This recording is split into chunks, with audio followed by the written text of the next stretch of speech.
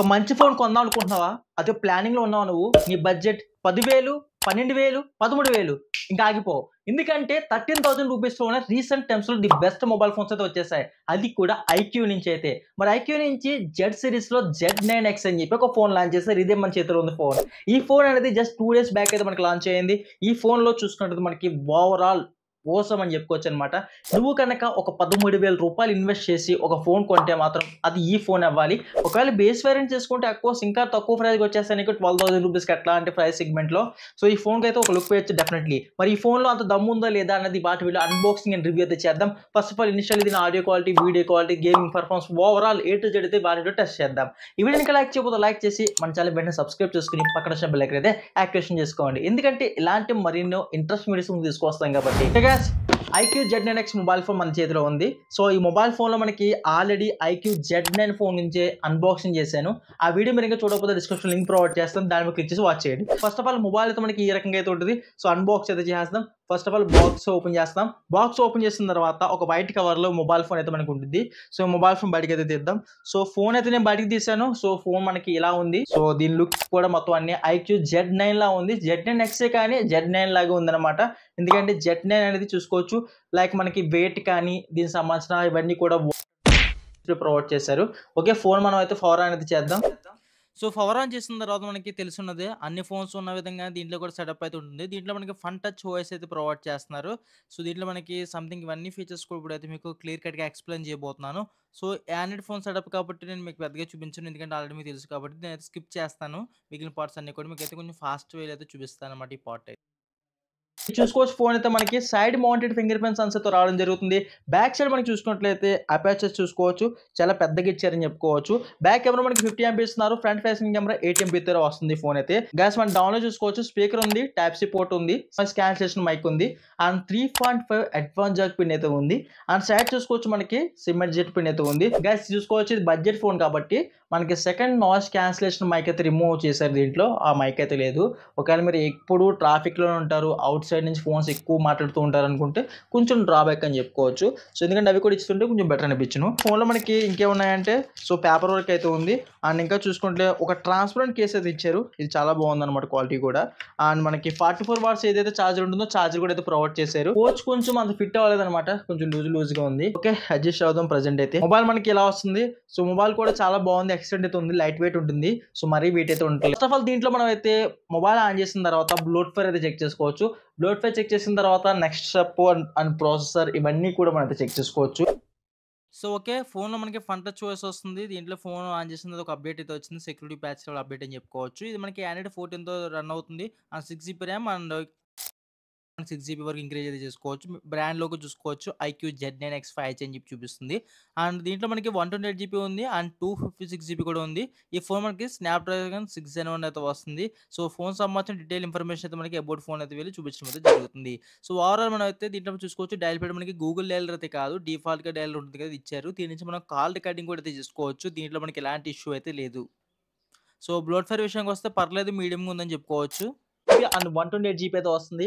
And 6000 mAh battery with 44 watts మనకి fast charging support వస్తుంది. And screen విషయానికి వస్తే మాత్రం ఇది 6.72 ఇంచెస్ వస్తుంది. అండ్ 120 Hz రిఫ్రెష్ రేట్ వస్తుంది with punch hole display. And back camera విషయానికి వస్తే మనకి 15 ఎంపీ మెయిన్ ప్రైమరీ కెమెరా వస్తుంది. అండ్ సెకండ్ కెమెరా మనకి 2 ఎంపీతో రావడం జరుగుతుంది. ఫ్రంట్ ఫేసింగ్ కెమెరా 8 ఎంపీ అయితే ప్రొవైడ్ చేస్తున్నారు. అండ్ దీంట్లో మీకు కనుక హైబ్రిడ్ సిమ్ స్లాట్ వస్తుంది. ఒకవేళ మెమరీ కార్డు కావాలంటే ఒక సిమ్ ఒక మెమరీ కార్డు వేసుకోవచ్చు. మీరు స్టోరేజ్ అనేది 1 TB వరకు అయితే పెంచుకోవచ్చు.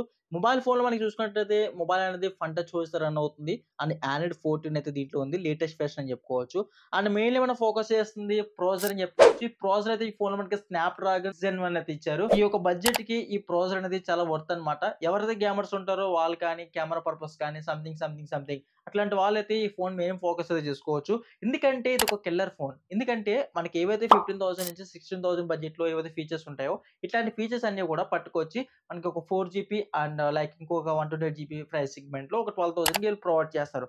బట్ ఎవరైతే 6 జీబీ 128 జీబీ తీసుకుంటారో అట్లాంటి వాళ్ళు కొంచెం ఎక్స్‌ట్రా ప్రైస్ ఇన్వెస్ట్ చేస్తారు అంతే. అంతకు మించి పెద్ద డిఫరెన్స్ అయితే ఏమి ఉండదు. కాస్త ఆడియో క్వాలిటీ అయితే చెక్ చేద్దాం.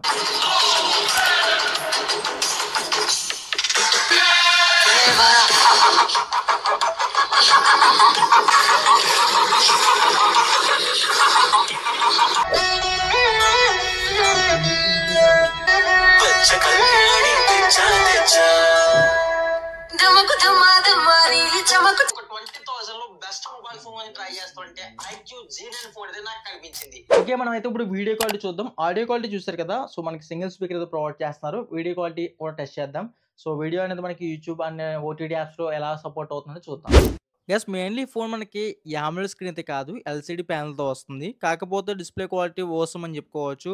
ఆ వీడియో క్వాలిటీ, ఆ కలర్ సాచురేషన్స్ కానీ, బ్రైట్‌నెస్ కానీ సూపర్ ఉందని చెప్పుకోవచ్చు క్వాలిటీ విషయంకొస్తే.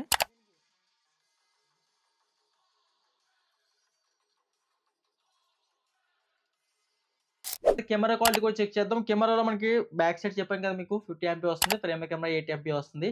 సో వీటి పర్ఫార్మెన్స్ కూడా ఎలా ఉందనేది చూద్దాం.